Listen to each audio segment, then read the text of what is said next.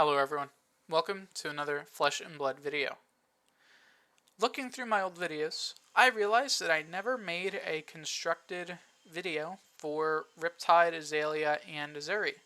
So the next few videos are going to be looking at them until we get the rest of the Part the Misfail set. Of course, one video hopefully we'll be looking at the KO Armory deck, which we don't know the full deck list for currently. And I thought we'd start with Riptide since I did make a Riptide Blitz video.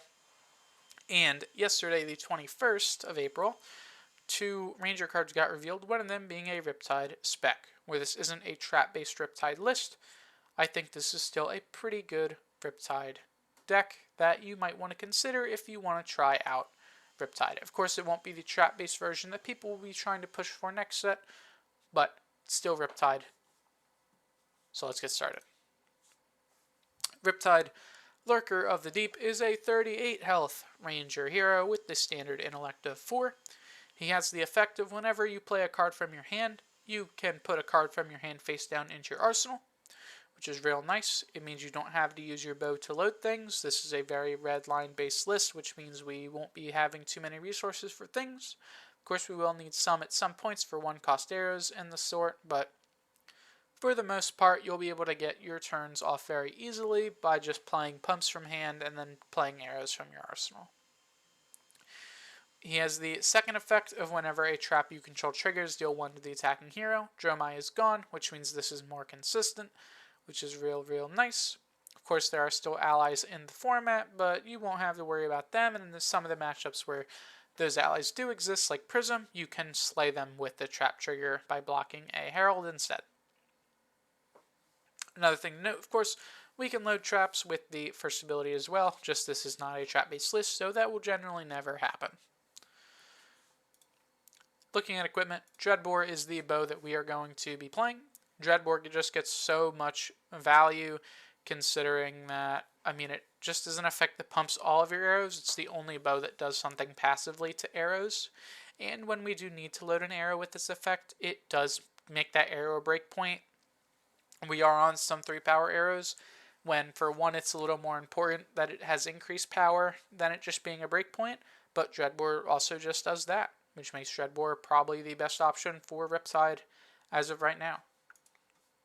We're on Quiver of Abyssal Depths, not because Rustling Leaves is worse. You could use Rustling Leaves turn 1 to get an arrow in arsenal, hopefully it has go again, and then cycle your hand, but Abyssal Depths is just a little better for that late game. We aren't on too many blues, so you do have to be wary of it, but you'll generally be pitching them, so Quiver Abyssal Depths late game is fairly usable.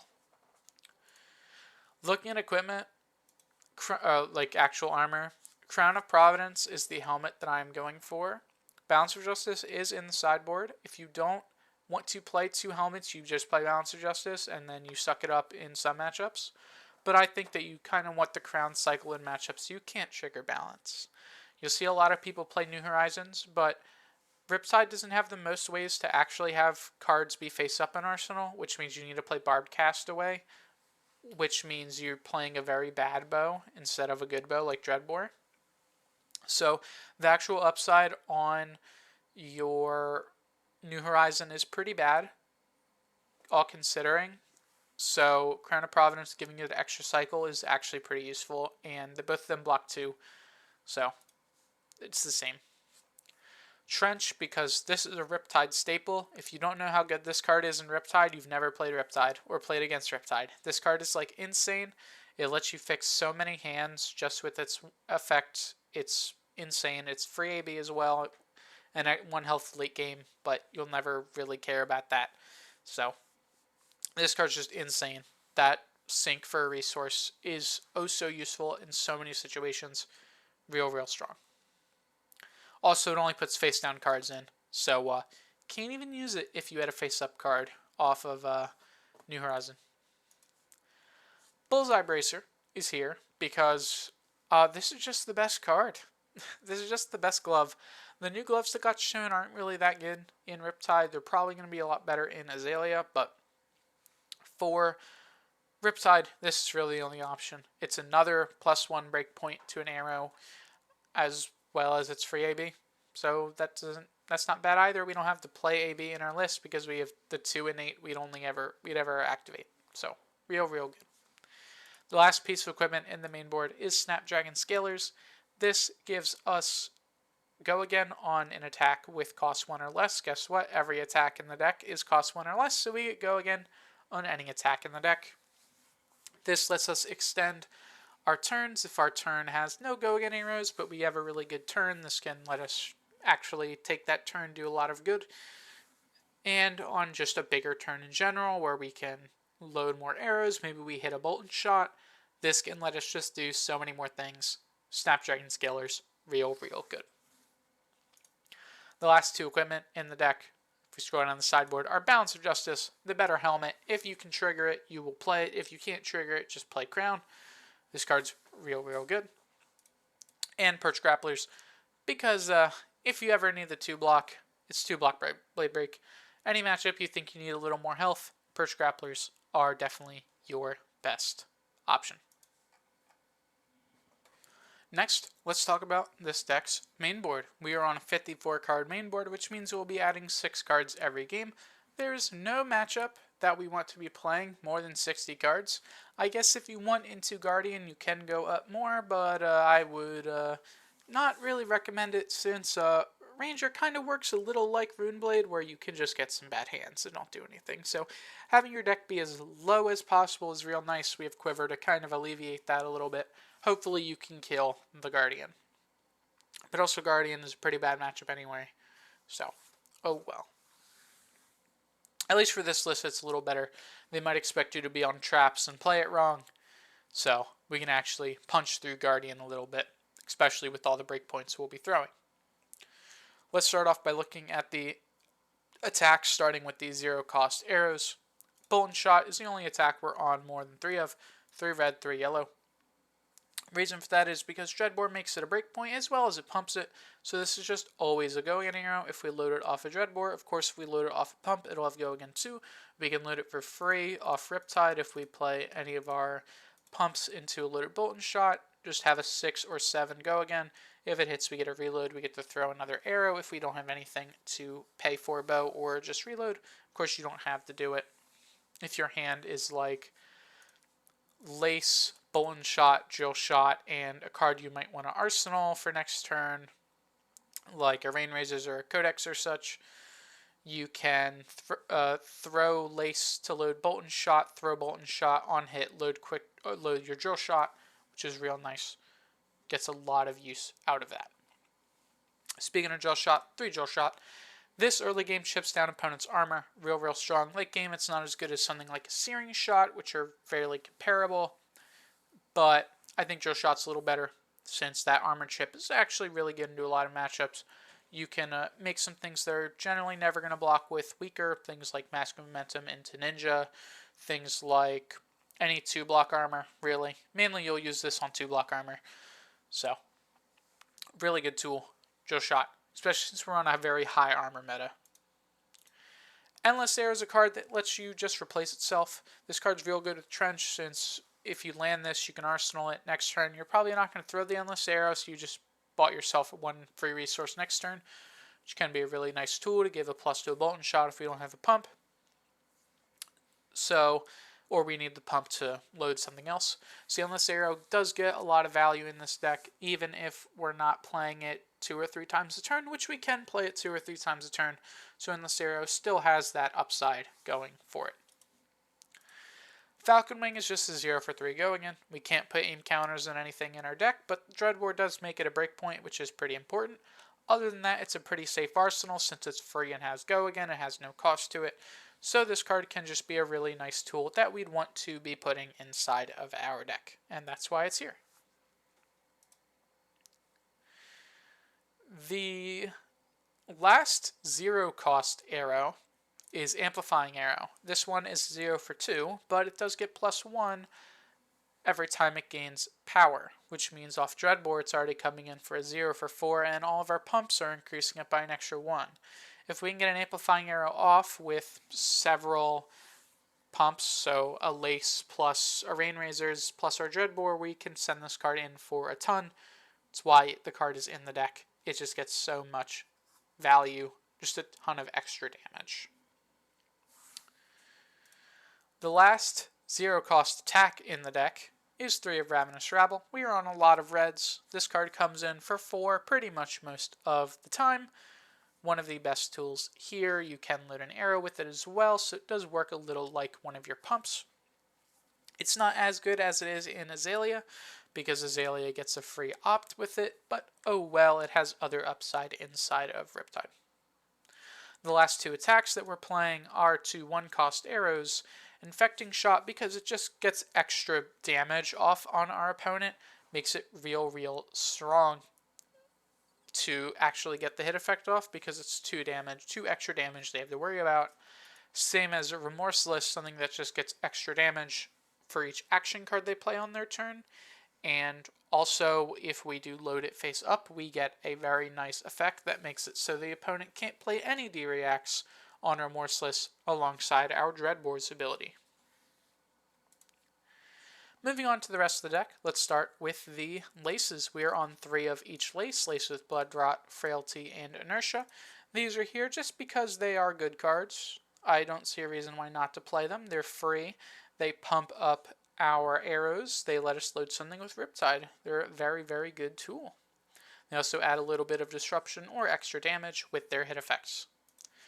Premeditate is a very nice card because it pumps up the next attack you play from Arsenal, which you'll be playing every attack from Arsenal since you're Riptide. You can play this, load an arrow, fire that arrow for +3. Really good card. We also get a Ponder, which again, similar to the Endless Arrow. If we don't spend the card we ponder, we just trench it away. Get a free resource for next turn. So Premed's one of the best cards we could be playing. Release the Tension is similar to that Remorseless effect, where it stops our opponent from playing D-Reacts from Arsenal, which alongside the bow means they just can't play D-Reacts. Good into those more defensive decks that are going to be playing D-Reacts, things like Guardian, things like the Riptide Mirror, depending on, of course, the Riptide matchup, if it's a trap-based Riptide. Really good pump. A lot of the other pumps are generally just for Azalea. Read the Glide Path Opt we can't really use. Then there was another one. The one that just reloads. Every pump reloads anyway in Riptide, so we don't really want that. So these are all the pumps that actually have some upside. There is one that gives a aim counter to an arrow, but that arrow has to be face up, which yes, we can use it with things like Infecting Shot, Falcon Wing, Drill Shot, but it's all meh. The last red pump in our deck is Seek and Destroy. This is sort of a better Lace with Inertia. It doesn't give them the token, and it discards all the cards. I would still play both because this is a free +3, but, I mean, real good. You're definitely playing this in pretty much every Ranger deck you play, just because of its disruption. Next, last pump, Rain Razors. It's an instant, so it's not really an action like the others, but it's a pump nonetheless. On our larger go wide turns, this can be a 0 for 4, even up to a 0 for 6. So Rain Razors gets so much value. It's also technically a reaction, so if we throw a raw Bolton Shot with no pump, we can Rain Razors it, surprise them with Go again, and the on-hit reload, which can be very nice, especially because we have Rain Razors up. Now we can just throw another arrow right after with increased power. Codex of Frailty is the other non-attack action, or is the last non-attack action in the deck. This is just the best Ranger card in the game. Each player puts an attack from their yard into their arsenal face down. Each hero that does discards a card. If you're playing Codex, you probably don't have any cards in your hand anyway. Then you make a Ponder. Your opponent gets a Frailty. So you become safer because they do less damage. You get a free Trench next turn because you had a Ponder. And then you get to throw an arrow at them. If you are able to get one of your 1-cost arrows, say you had a resource still floating, really good off Codex. Even if you don't, you still get something like a Drill Shot, probably not an Endless Arrow, or you get like an Amplifying Arrow if you played a pump, mainly like Amp Arrow if you played 2 pumps into Codex, or your Drill Shot. You just get so much value off of it. A bunch of free damage. This card, really shows its price. It's a very expensive card right now, especially with the new Assassin coming out. And then finally, the last 3 cards in the main board are just Riptide's blue spec traps. We are not on Riptide's other blue spec, the Intoxicating Arrow, because, well, we're not triggering too many traps. These are just here because they have some really good utility. Spike Pit Trap can punish a reacting opponent by doing a bunch of damage to them. Even if it doesn't do a ton, it's still 2 at minimum with the 1 off this and 1 off Riptide. Collapsing Trap can just ruin an aggro deck's whole hand. And Buzzsaw Trap can reset any big old pump from like an Azalea opponent or something like maybe another Riptide. Just put that attack right back down to its base, save you a lot of health. Really nice cards. I don't think you should be playing Riptide without these. Finally, let's take a look at the sideboard. Remember, we will be adding 6 in most games. Let's start off with our 1-cost arrows, Fatigue Shot, and Sleep Dart. These are a little more disruptive arrows. Fatigue Shot will come into decks that have some bigger attacks, things like Guardian. With their hulking attack values, a landed Fatigue Shot can save you 3 to 4 health, which is really, really good, especially since we are on an aggro deck. Sleep Dart comes in versus decks that really care about their hero ability. You could bring this in against something like a Katsu, but you do want to bring in your other 2 traps instead. It's just an extra option. Or you could bring this in versus, mainly you'll be bringing this in versus something like a Kano, where if you shut down their ability, you have a free turn to just go all out where they can't kill you. Really, really nice. Well, at least the rest of your turn, then on their turn they can't do anything. You know what I mean. So anytime you actually need the disruption, you'll bring those in. Murkmire Grapnel is here for specifically Prism and also Eternity next set. This being unpreventable means they actually have to block it. That's kind of the whole point. Riptide can still struggle with Prism. It is an illusionist, so Murkmire Grapple is really good there. Then Tar Pit Trap is here because it's good into Prism. It's also just like a good trap. Any deck that has good hit effects, something like Katsu, you'll want to bring this into. The same thing like Prism. This triggers into Prism. They don't get their search because it's an attack action hitting. So really, really nice Tar Pit Trap. One of the best cards you can play into some of those matchups.